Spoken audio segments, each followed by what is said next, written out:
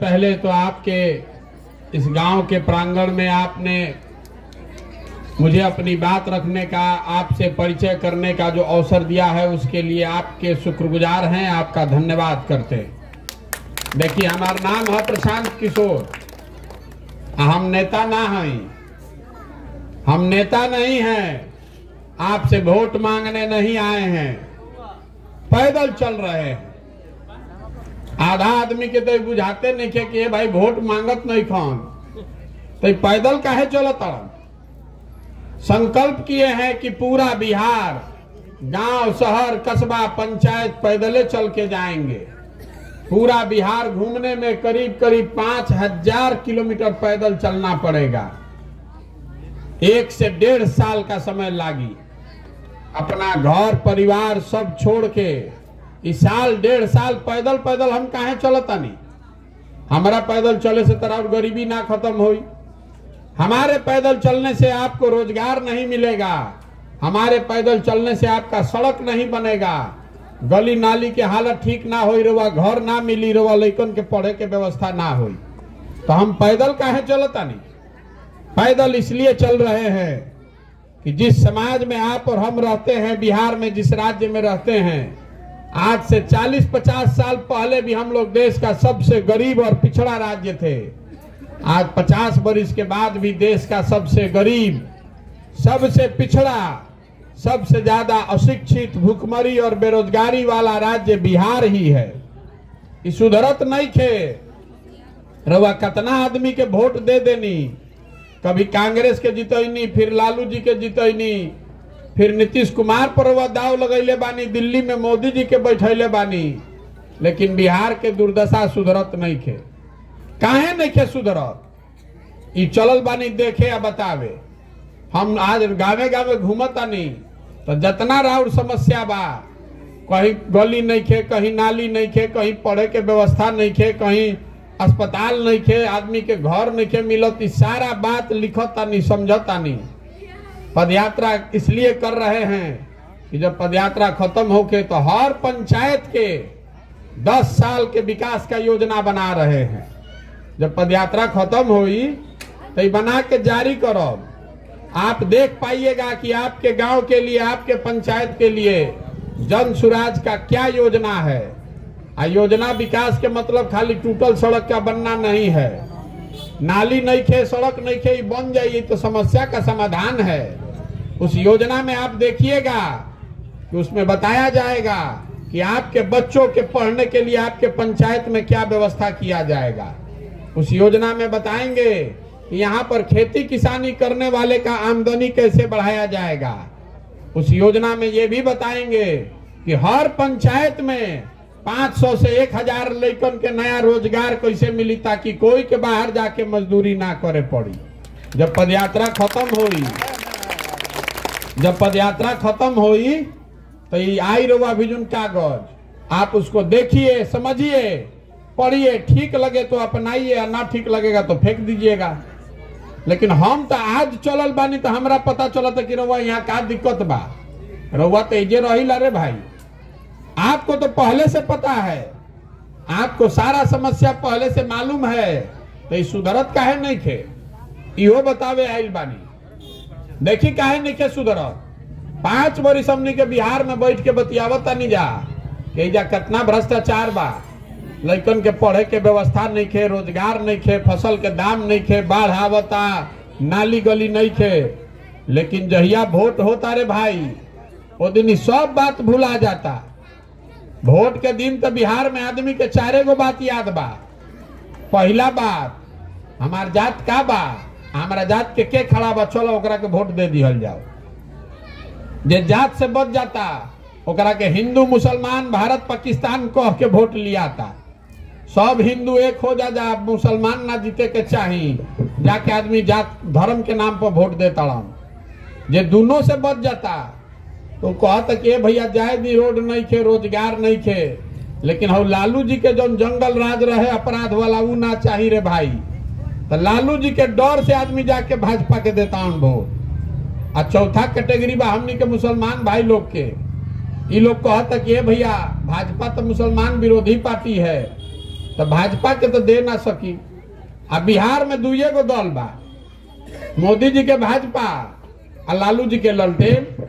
नीतीश कुमार के तो कोनो दले नहीं के बचल, कभी ललटेन पकड़ के लटकी हम, कभी कमल के फूल पर बैठ के पवरी हम, तो भरोसे नहीं कि रहियन के नहीं। तो मुसलमान भाई लोग कहते कि अब जाए दी जी ही चाहे मरी, है ललटेने लौकत है करे के दबाव। ईमानदारी से बोलिए, इसी 4 चीज पर वोट दिए हैं, तो काहे के माथा पीटत नहीं कि भ्रष्टाचार बा, इंदिरा आवास नहीं मिलत, अनाज नहीं मिलत, रोजगार नहीं मिलत। ये सुधर सकेला? आदमी कहतन कि भैया रउआ आइल बानी न, रउआ सुधार दे। जे मंच पावेला ये कहेला कि हम आइल बानी, हमरा के वोट दे दो, हम सुधार दे। हम आपको कहने आए हैं कि हम पर भरोसा करके वोट दीजिएगा तो कुछ नहीं सुधरेगा। जब तक आप नहीं जगिएगा, आप नहीं समझिएगा, तब तक प्रशांत किशोर सुधार दियन। एगो प्रशांत किशोर आज की 10 प्रशांत किशोर ही सुधरे वाला नहीं थे। आपका लड़का जो है उसके शरीर पर कपड़ा नहीं है, राउर लड़का के भर पेट खाए के अनाज नहीं थे, राउर लड़का के पढ़े के व्यवस्था नहीं थे, राउर लड़का पढ़ लिख के मजदूरी करता, नौकरी नहीं थे ओकरा, और रउआ अपन लड़का के चिंते नहीं थे, तो प्रशांत किशोर को ओकर चिंता हुई? कोई हो सकेला? जब आप अपने बच्चे का नहीं चिंता कीजिएगा तो नेता आपके बच्चा का चिंता करेगा। यही बताने चले हैं। वोट नहीं मांगो, हाथ जोड़ के कहे आई बानी, यारे अपना नहीं तो कम से कम अपने बच्चों का चेहरा देखिए, और नहीं सुधरिएगा और जात धर्म में फंसे रहिएगा तो जिस गरीबी बदहाली में आपका जिंदगी बीता है, इसी में आने वाली पीढ़ी और बच्चों का भी जिंदगी बीतेगा। कोई नहीं सुधार सकता है बिहार को। सुधरी भैया, आदमी माने के तैयारे नहीं खैला बिना मर रहल बा। हमारा कहता कि भैया रउआ साथे खड़ा बानी, अरे रउआ अपन लड़का के संगे खड़े नहीं तो हमारा संगे कहाँ खड़ा हो? खबर रउआ, हमको आपका मदद नहीं चाहिए। आपको मीठा बात नहीं कहने आए हैं, आपको कोई झूठा वादा नहीं करने आए हैं। हम मछली नहीं बाटत, हम मछली मारे सिखावे आइल बानी। कड़वी बात कहने आए हैं आपको। अपने बच्चों के लिए खड़े होइए, नेत्री बनिए, माता पिता का जो कर्तव्य है उसको पूरा कीजिए। जतना रोएजा बानी, कोई के घर ऐसा ना होई जरा घर के सवांग बाहर जाके मजदूरी नहीं के करता कि ना भाई? जौन लड़का के रुआ पेट काट काट के पाल पोस के बड़ा करता नहीं, 20 बरस 22 बरस का लड़का हो गया तो बेरोजगारी इतना बा कि पीठ पर झोला बांध के लड़का जाता मजदूरी करे 14,000 15,000 रुपया खाती। एक बार लड़का चला गया तब साल में रउआ ओकर अपन सवांग के मुंह देखे के एक बार मिलता। कोई छठ में आई तो रउआ 10 दिन देखनी, ना तो इजा बीमार पड़ जाओ तो इजा छटपटा के रह जाए, देखे के ना मिली। जो लड़का उजा जाता ऐसा काम करे ओकरा के आदमी गाली देता, धकियावता। वो छोटा छोटा कमरा में आदमी रहता है, 4 गो 5 गो, पेट काटता है, 14 घंटा ओवर टाइम करता है, 15,000 रुपया कमा रहा है कि 6,000 घरे भेजी कि हमारे परिवार चलो, और हमारे आंखें नहीं खुलत तो ये कैसे सुधरी? आपको समझना चाहिए ना भाई। एजा गांव में हमारा के बताई, कोई गुजरात से पंजाब से आके मजदूरी करता? एको आदमी बताई तेजा कोई आके मजदूरी करता भाई? काहे नहीं के करत? ओइजो तो गरीबी बा, ओइजो भ्रष्टाचार बा। ओइजा के आदमी आके बिहार में मजदूरी काहे नहीं के करत? ओइजा के आदमी आके एजा मजदूरी ऐसे नहीं के करत कि ओइजा के सरकार इतना व्यवस्था कर देले बा कि 10-15 हजार रुपया के रोजगार खातिर कोई के अपन घर दुआर परिवार छोड़ के ना जाए पड़ो। तो ये व्यवस्था दूसर राज्य में बा तो बिहार में होके के चाहिए ना। काहे नहीं के होत? काहे नहीं के होत बताई हमरा के? 32 बरस से लालू नीतीश में रवा जुराइल बानी। 32 बरिस हो गए अभी हंजाना के व्यवस्था नहीं के बनत। ई लोग भैलन जामिन कर लड़का हो हसन, हमनी के लड़का कहाँ जइहन रे भाई? तो जब आपको अपने लड़के का नहीं चिंता है तो लालू जी और लड़का के चिंता करी हम? लालू जी अपन लड़का के ना चिंता करतन। हमार लड़का लड़का 10वां नहीं के पास कैले तो वो मुख्यमंत्री बनी, और और लड़का बीए के चपरासी के नौकरी नहीं के मिलत, रवा कोनो फर्के नहीं के पड़त। रवा तो जात में जुड़ाई बानी, ये बतावे चलल बानी। देखी बहुत आदमी के बुझात रहे कि मोदी जी आज यहाँ न तो बड़ा विकास हो जाई, बिहार में भी फैक्ट्री लाग जाए, लड़कन के रोजगार हो जाई। मोदी जी आ गई जे मोतिहारी में कहले रहन ना कि चीनी मिल चालू होई, एकरे कप से एकरे चीनी से चाय पियब तो आई वापस। बन गई चीनी मिल चालू हो गई। चीनी मिल तो बंद रहे कुल जमीन उनकर नेता बेच के अपना नाम लिखवा ले सन और उसी के बाद फिर जाकर वोट देते। मान ली चीनी मिल नहीं के बनत, कोनो बात नहीं के मोदी जी बहुत बड़का प्रधानमंत्री बा, उनका फुर्सत बा बिहार के देखे के। आपको दूसरा बात बताने आए हैं, चीनी मिल नहीं बन रहा है, दूसरे फैक्ट्री लग जाये। काहे नहीं के फैक्ट्री लागत बिहार में, बात के समझी। देश दुनिया में हमने भी इस काम को किया है। क्यों बिहार में कोई फैक्ट्री नहीं लगाता है? फैक्ट्री इसलिए नहीं लगाता है कि पूरा भारत में 1 करोड़ से ज्यादा बिहार का लड़का मजदूर बनकर काम कर रहा है। अगर फैक्ट्री वैजा बिहार में लगा दी तो मजदूर कहां से मिली हम? रवा देखनी कि ना, कोरोना में जिन लड़कों को, बिहार के लड़कों को घर से मार के आदमी भगा दिलन, भागे जा कोरोना मत फैलावो, लड़का 2-2 हजार किलोमीटर पैदल चल के अइलसन। उन्हीं लड़कों को बस भेज के या ट्रेन के टिकट दे के वापस बुलावल गई। काहे बुलाया गया भैया? इसलिए बुलाया गया कि गुजरात का मजदूर 25,000 रुपया लेगा, 30,000, अब बिहार का आदमी जाएगा तो 14,000 15,000 में 14 घंटा काम करेगा। तो काहे के फैक्ट्री जब बिहार में लगा बस जा रवा सोचता नहीं कि मोदी जी लगा दी हम फैक्ट्री बिहार में। मोदी जी बुर्बक पालन के जब फैक्ट्री लगा दी हम। अरे 26 MP का राज्य है गुजरात, तो गुजरात का आदमी बन गया फैक्ट्री का मालिक, और आप है 40 MP जिताकर भेजे हैं मोदी जी का, तो हमनी के लड़का बन गए फैक्ट्री में मजदूर। हमनी के आंखें नहीं के खुल तो ये सुधर सकेला? गुजरात में एक शहर है सूरत, सूरत में 5 लाख लड़का बिहार का मजदूर है। 5 लाख लड़का। अगर मोदी जी इतना फैक्ट्री सूरत में लगवा सकता तो 2-4 गो फैक्ट्री बिहार में लगवा देता। जेकरे के कहतन के लगावा फैक्ट्री बिहार में तो के कहित ना, तो काहे नहीं कहत भैया? इसलिए नहीं कह रहे हैं कि अगर बिहार में फैक्ट्री लग जाएगा, बिहार से लड़के मजदूरी करने बाहर नहीं जाएंगे तो पूरा देश के मजदूरी के भाव बढ़ जाये। जितना है ये फैक्ट्री चलावे वाला बढ़ जाने के खर्चा बढ़ जाये। 14,000 में 1 करोड़ आदमी काम करे वाला कहाँ मिली हन? खाली बिहार में मिली हन। इसीलिए बिहार में कोई फैक्ट्री नहीं लगाता है। तो जब दूसरा आदमी नहीं क्या करत तो हमनिए के ना खड़ा होके के पड़ी। जब आप नहीं खड़ा होइएगा, संकल्प लीजिए कि आपका बच्चा, बिहार के बच्चे पूरे भारत भर में मजदूरी करने के लिए नहीं पैदा हुए हैं। हमने के मजदूरी करे खातिर पैदा भइल बानी जा। आपका आंखें नहीं खुल रहा है, यही से पैदल चलता नहीं। आपन घर द्वार बाल बच्चा ऐसो आराम छोड़ के किसी का 1 कप चाय भी नहीं पीते हैं। जहां सांझ होता उजे रुकता नहीं, खेत में, स्कूल में जहां रुकता नहीं, सुबह में फिर वजह चलता नहीं। सबको हाथ जोड़ रहे हैं, आपसे वोट नहीं मांग रहे हैं, आपको हाथ जोड़ रहे हैं कि जगिए, अपने नहीं तो अपने बच्चों के लिए जगिए, नहीं तो इस गरीबी बदहाली से नहीं निकल पाइएगा। कोई भगवान का दूत आने वाला नहीं है सुधारने के लिए। जब आप रहुए ना जागब तो दूसरा कोई आके सुधारी? तमिलनाडु गुजरात के आदमी आके बिहार सुधार दी हम? हमनी के जागते नहीं खींचा। तो आदमी कहता नहीं भैया ये बुझाता, लेकिन का कल जाओ तो विकल्पे ना नहीं के बिहार में। एगो मोदी जी के भाजपा बा, एगो लालू जी के ललटेन बा, एगो नागनाथ, एगो सापनाथ, जेकरे के पकड़ तनी जो उहे काटता। केकरा के वोट दिया? आदमी कहता हमरा के हम रउआ दल बनाई, तो हम दल काहे नहीं की बनावत? दल बनावे से का होई? हमरा बिहार में पहले ही से 50 गो दल बा, सबे ठगता जनता के। हमू आई तो हमू ठगब रउआ के। बिहार में दल कैसे बनेला? जे दल बनैलस उहे हो गए दल के नेता। आइयो कह दिलस कि हमारा बाद हो जान हमार बेटा, आ कुल जाना तू लोग बिहार के झंडा लेके ढोआ जा। इसीलिए दल नहीं बना रहे हैं। हमारे बनाने से, दल बनाने से विकल्प नहीं बनेगा। विकल्प तब बनेगा जब गांधी जी के बताए हुए रास्ते पर चलकर समाज के लोग मिलकर विकल्प बनाएं। ऐसे पैदल चलता है। पैदल इसलिए चल रहे हैं कि आपको जगाएं, आपको समझाएं, आपको बताएं कि आप में वो ताकत है। रउआ हनुमान बनी, हनुमान जी के सब शक्ति रहे वो भुला गई रहन। उसी तरह बिहार की जनता है, आप अपना शक्ति भूल गए हैं। जिसका आप बटन दबाइएगा वही राजा बनेगा। आदमी कहता है भैया हम गरीब आदमी क्या करो?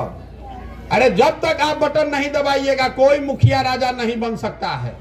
आप में वो ताकत है। आ गरीब आदमी ज्यादा बाड़न तो केकर नंबर ज्यादा भइल, केकर ताकत ज्यादा भइल। टाटा बिरला का भी 1 वोट और आपका भी 1 वोट।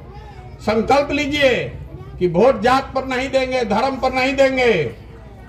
कौनो मोदी जी या प्रशांत किशोर लालू नीतीश को वोट नहीं पड़ेगा। वोट पड़ेगा उसको जो हम लोग के बच्चों के पढ़ने का व्यवस्था करे, जो हम जी के सवांग बहरी गइल बाड़न ओकरा के बोला के जे रोजगार दो, वोट ओकरा के न पड़े के चाहिए। संकल्प दिलाने आए हैं। आप एक बार जग जाइएगा और नई व्यवस्था बनाइएगा तो जितना लड़का बहरी जाके रोजगार करता नहीं सब आके बिहार में ही रोजगार कर पाई। रउआ हाथ में बा, इसको कीजिए। आदमी कह रहा बान कि भैया ठीक बा कल जाई, रउआ संगे रउआ विकल्प बनाई। तो आपसे आप सवाल पूछने आए हैं, आपको जवाब देना है मुंह से और सबके हाथ उठा के बोले के बा हाँ तो हाँ, ना तो ना ही। देखी कैमरा लागल बा 4 गो 5 गो, न तो आदमी कहियन कि हमारा गांव में तो आइले ना रह, कहाँ अलन, खिचड़ी खा के कहीं सुतल हो यहाँ कहियन कि हमारा यहाँ अलन ना, पूछ लेबे तो फिर बताइए। सुनिए, पिछले 30-40 सालों में आपने जिसको भी वोट दिया है, सारे नेता, सारे दल, सारे लोगों ने आपको ठगा है, आपके बच्चों को ठगा है। अब समय आ गया है कि अपने बेहतर भविष्य के लिए, अपने बच्चों के लिए आप खड़े होइए और गांधी जी के बताए हुए रास्ते पर चलकर अपना विकल्प बनाइए, जनता का विकल्प बनाइए। आप बताइए कि जनता के मिल के अपन विकल्प बनावे के चाहिए कि ना बनावे के चाहिए? सबके बोले के बाद हाथ उठा के एक बार में, सबके बोले के बाद फिर से पूछा था नहीं बोला अब क्या ली जोर से। बिहार की जनता को मिलकर अपना विकल्प बनाना चाहिए कि नहीं बनाना चाहिए?